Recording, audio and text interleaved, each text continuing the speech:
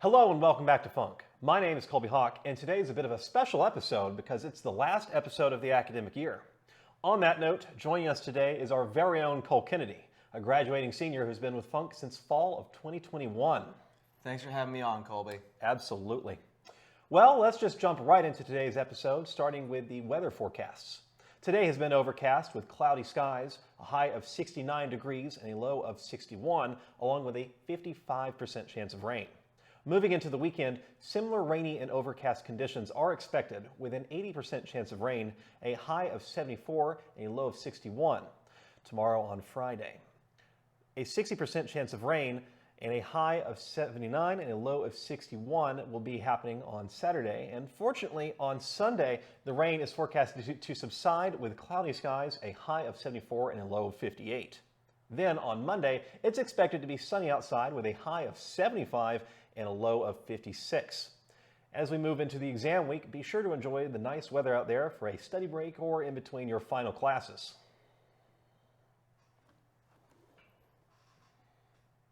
And now for today's This Day in History segment. On April 24th, 1800, President John Adams signed legislation which founded the Library of Congress.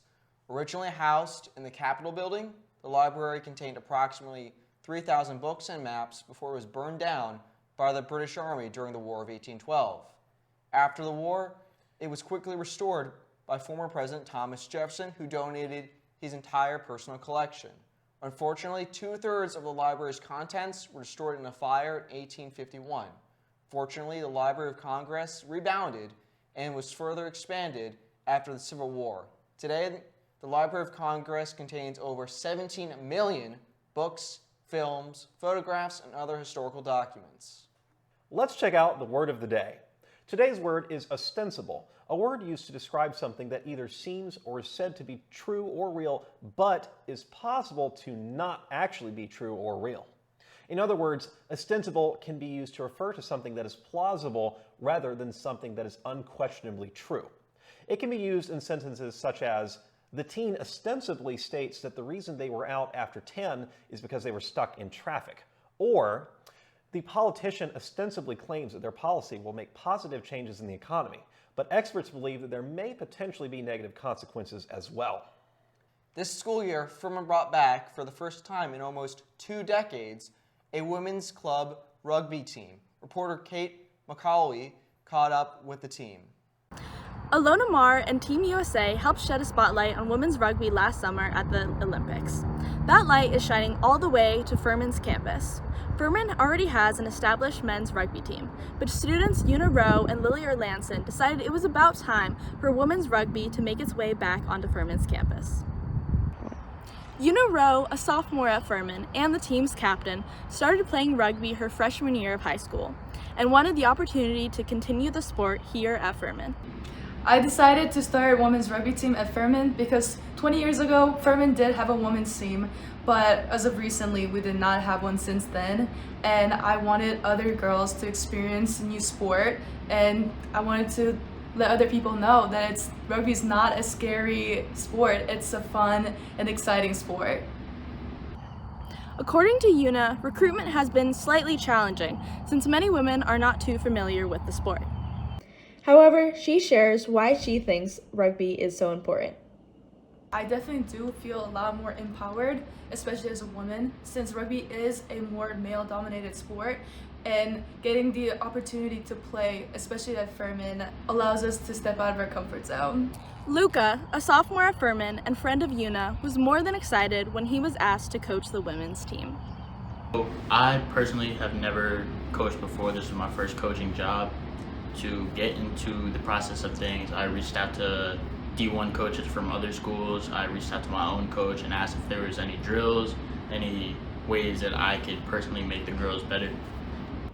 Luca explains that rugby is a tough sport mentally in addition to physically, and is more than impressed with the amount of improvement he has seen amongst the team this year.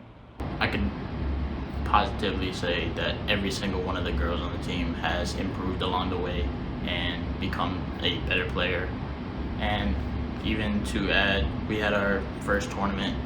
All the girls went into it very nervous. Some didn't want to play at all. But as soon as we got there, I could see how girls were starting to get themselves hyped up, and we lost a few games, which is expected, but we won our first game, which was insane. There will be lots more games next semester, so stay tuned for more information on that. The team is also always looking to recruit, so if you are interested in joining the team, you can sign up at the club fair in early September. There will be lots more games next semester, so stay tuned for more information on that. The team is also always looking forward to recruit, so if you are interested in joining the team, you can sign up at the club fair early next September. Are you in need of a final CLP before the end of the year? Fortunately, there are a few more happening that you can take advantage of.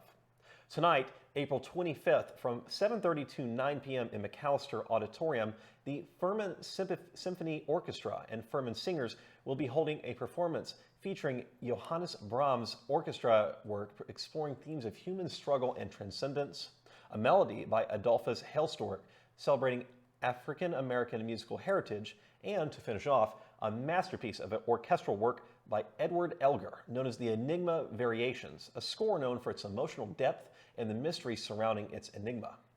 Admission is free, and all are invited to join in to listen to this unforgettable music experience.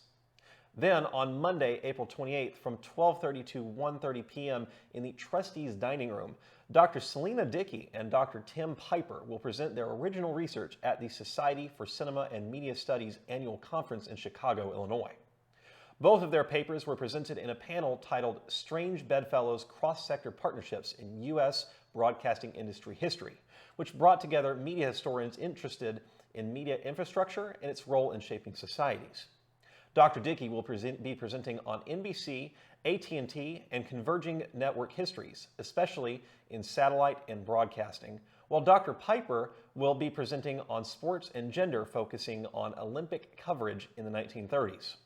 Join in for lunch and a discussion of their research for a good time to learn a thing or two. And now, earlier this week, the National Oceanic and Atmospheric Administration, or NOAA for short, was exploring the shipwreck of the USS Yorktown, a United States Navy aircraft carrier that was involved in several operations in the Pacific before being struck by a Japanese submarine during the Battle of Midway. Dives were being made on its hangar deck, where they have just discovered a Ford automobile inside the hangar, which has puzzled historians as to why it was there, and as well as a lot of equipment that was jettisoned to prevent the sinking during repairs after the Japanese submarine hit it with a torpedo. Nonetheless, they described it as an exciting find, and after some research discovered that the car is a 1940 Ford Super Deluxe Woody model, but they have yet to fully determine the reason as to why it is still there, and what was it doing there in the first place. Many questions have yet to be answered, so stay tuned for more updates.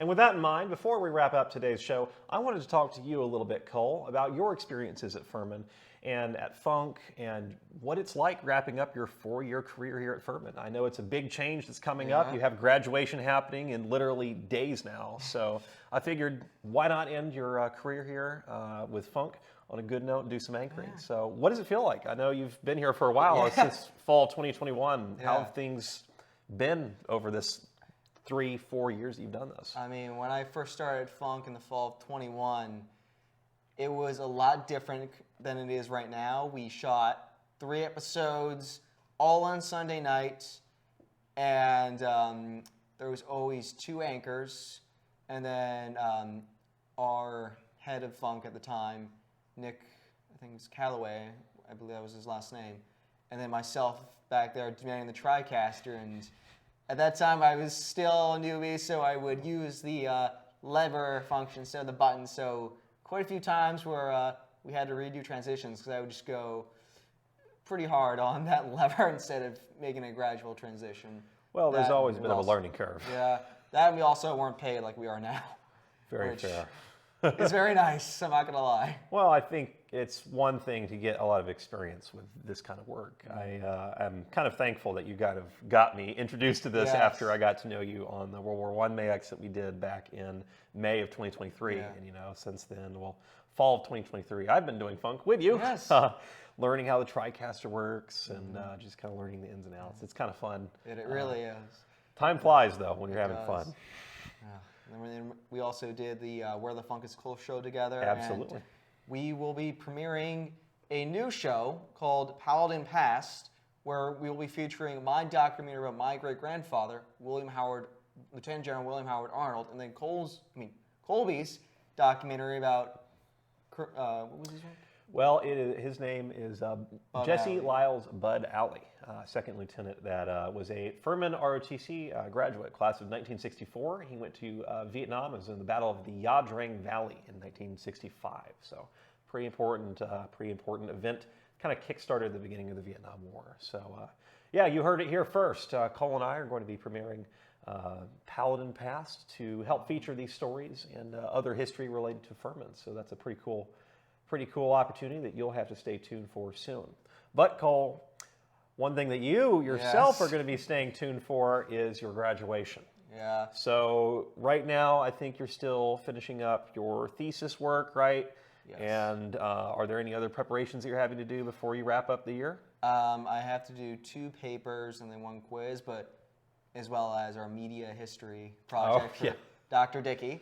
But after that, it's going to be a weird limbo because I will still be a student. I will not have graduated, but I'll be on vacation essentially until I walk down that aisle and get my diploma. Mm-hmm.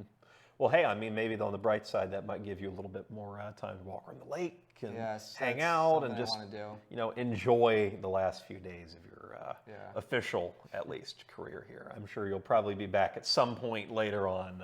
We shall see. We'll see about that. But time flies, and you ready for the next step? You have any plans already lined up after you graduate from Furman? I haven't decided on the school yet, but I am going to be doing my master's thesis for documentary film. Awesome. So I'll have to look out for whatever documentaries you're going to be producing and whatever cool content you'll be doing next. Yes. So sounds like you've got most things figured out, but we'll see how things pan out in the near future then. Well, with that in mind, I appreciate you anchoring with me today, Cole. It's a bit of a special episode getting to have you on. I know it's been a minute since you've anchored, but I had a great time with it. And with that, we will wrap up today's show and the last show for the academic year. If you have any questions, comments, or stories, be sure to email can'tstopthefunk@gmail.com. I'm Colby Hawk. And I'm Cole Kennedy. Thanks for tuning in. Best of luck with finals, and we will see you next academic year.